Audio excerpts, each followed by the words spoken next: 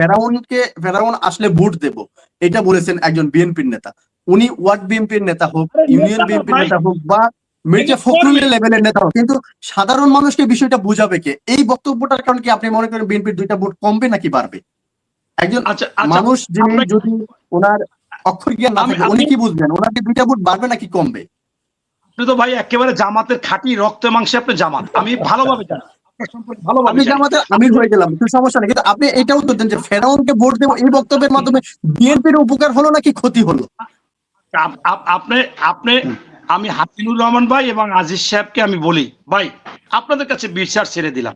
এই যে আপনার বাংলাদেশের সর্বশেষ শরণখোলায় সাউথখালী ইউনিয়ন যেখানে সিডর হয়েছে, সেই সিডরের একটা গ্রামে একটা লোক এই কথা বলছে, এই কথাটা সারা বাংলাদেশে ছড়াই লোকেরা, ওই পট বাহিনী, ওই বাংলাদেশের শত্রু, ওই বাংলাদেশকে যারা আমি তো সেটাই আপনাকে বলতে চাচ্ছি যে বস বাহিনী যেহেতু আপনাদের পিছনে লেগে আছে, তাহলে আপনাদের নেতাদেরকে কি সতর্ক করা উচিত নয় যে ভাই এ ধরনের বক্তব্য দিয়ে না, যে বক্তব্যটা আমাদের এগেইনস্টে যায়?